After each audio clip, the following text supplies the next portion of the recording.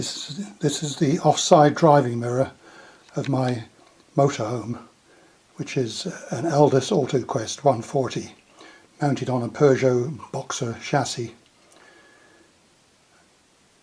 I was hit by a lorry coming down the hill, which has smashed the indicator light, knocked out the mirrors, which I've just held in temporarily with duct tape, and I'm just in the middle of replacing it.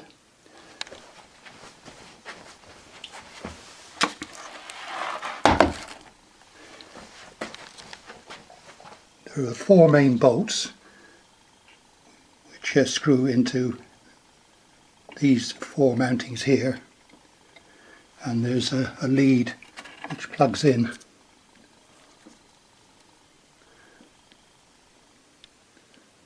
If I can find it, there we are, which has got 8 pins and a little catch on it there, which when you secure it in, you've got to lift up the catch there, lift up the catch in order to free it initially and put the new one in.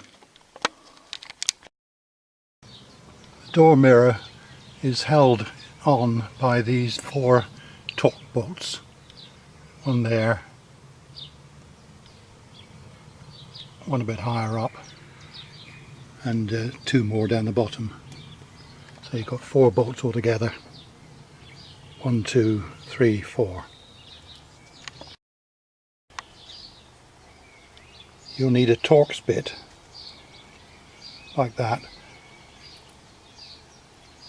in order to take them off. In order to access the bolts, you have to remove the interior trim. You'll see that these slide into these holes here. That's on the rear end, 3 clips, and the pins go into these holes here in the door frame. Now it's important that when you remove the trim that you start with the leading edge, prise in with a knife around this edge here, and then when you've got the forward edge clear, then push it towards the front, the trim, and it'll come out of these slots. So start with the leading edge and then push out the trailing edge. The same with this switch panel. This switch panel on the door frame has to be removed in order to get to the plug, which is on the door mirror. So this has got to be removed. Now, it's the same way as the trim around the frame. Start with the trailing edge here, lift this up, lift the trailing edge up with a knife, insert it in there.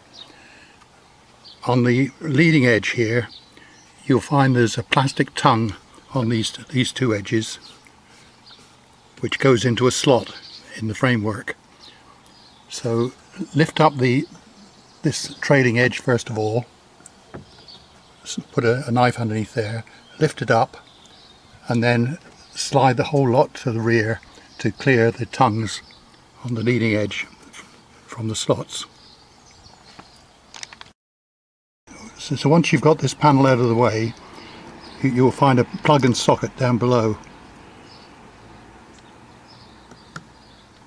Now the thing to do is to make sure that you can feed the wire from the new mirror back through all the assorted holes in the framework and into the socket.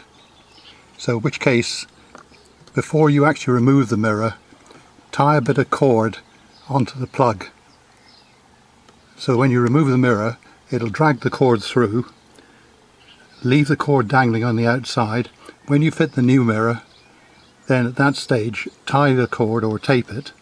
Don't put too much strain on the plug, otherwise you'll pull the plug off. But tape it onto the cord and then pull the cord through until you get back into this compartment. If you don't do that, then you'll have to use a piece of wire to trace the path through. And this is the plastic trim that you'll have to remove in order to get onto the door frame. This is the leading edge, and that's the trailing edge to the rear. Plastic pins here and here, which go into matching holes on the door panel. This is the leading edge again. These have to be prized out, so you get a knife in behind the trim and prise these out. Same with the two plastic pins. Once it's prized out, then you can move the frame forward to clear these slots here, which go into the spring clips on the door frame. So the whole thing, prise up the leading edge first of all, and then pull it this way in order to clear these slots on the door frame. Remember, when you're removing it, use an instrument like a table knife to get behind the frame, the trim, and lift it up. Remove the leading edge first of all to clear those slots and pins. When you've got the leading edge drawn forward, then you can slide the whole trim forward to clear those spring clips at the back. So there it is, that's the new mirror fitted. Good job, well done. It even works.